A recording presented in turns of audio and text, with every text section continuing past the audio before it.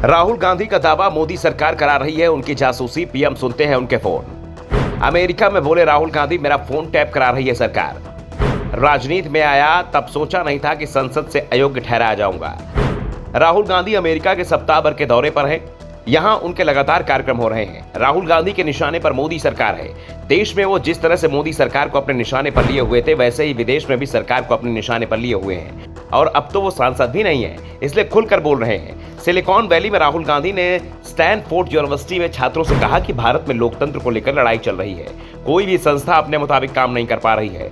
लोकतंत्र का मतलब सिर्फ विपक्ष का होना नहीं होता है, बल्कि लोकतंत्र का मतलब होता है कि संस्थाएं विपक्ष का साथ दें।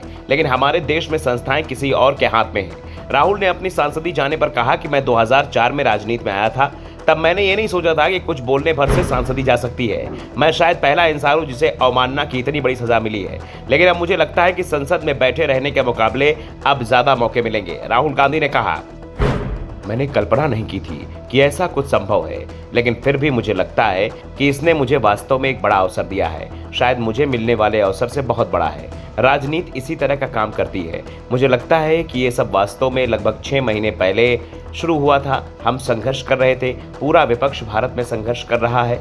हम अपने देश में लोकतांत्रिक लड़ाई लड़ने के लिए संघर्ष कर रहे हैं। कांग्रेस नेता ने कहा कि अगर आपको देश में टेक्नोलॉजी का विस्तार करना है तो एक ऐसा सिस्टम होना चाहिए जहां पावर किसी एक के पास नहीं बल्कि सबके पास होनी चाहिए।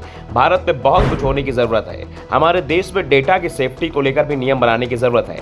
मुझे लगता है कि मेरा आईफोन टैप किया जा रहा है। अगर कोई देश ये तय कर ले कि आपका फोन टैप करना है तो फिर इसे रोका नहीं जा सकता।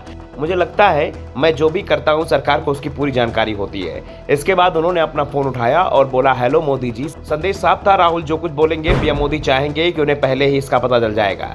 भारत जोड़ो यात्रा का जिक्र करते हुए राहुल गांधी ने कहा कि मैंने इस सफर की शुरुआत 125 लोगों के साथ की थी, जिसमें लाखों लोग जुड़ गए। कई लोगों ने मुझसे पूछा कि इस यात्रा से क्या सीखा। ये मेरी जिंदगी का सबसे सुखद अनुभव रहा है। हमने खेती से लेकर हेल्थ केयर, शिक्षा तक के बारे में लोगों को बताया। हमारे देश में राजनीति और आम लोगों में एक बड़ा फासला है। कांग्रेस नेता ने कहा कि सत्ता के पास पुलिस, मीडिया जैसी सभी संस्थाएं हैं, लेकिन फिर भी वो हमें रोक नहीं पाए। हमसे कहा गया कि कश्मीर में सड़कों पर आप चलेंगे तो 4 दिन में आपकी जान ले ली जाएगी। मैंने कहा, okay, no problem. Mahatma Gandhi ने भी अकेले बिना किसी सेना के अंग्रेजों से लड़ाई लड़ी थी।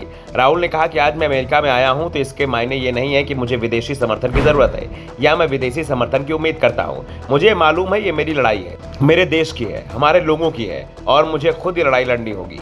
अमेरिका यात्रा का मकसद सिर्फ यहाँ भारतीय छात्रों से बात करके उनसे बेहतर रिश्ते बनाना है। इससे पहले राहुल गांधी ने सैन फ्रांसिस्को में भारतीयों के बीच प्रधानमंत्री नरेंद्र मोदी, भाजपा और आरएसएस पर तंज कसे थे। उन्होंने कहा था कि कुछ लोगों को लगता है कि वो सब जानते हैं और हमारे प्रधानमंत्री उनमें से एक है। मोदी भगवान को भी दुनिया चलाना सिखा देंगे। भगवान भी चौंक जाएंगे कि मैंने क्या बना दिया। वो वैज्ञानिकों को विज्ञान सिखा सकते हैं, इतिहासकारों को हिस्ट्री सिखा सकते हैं। Bureau report, the Navdarpan news.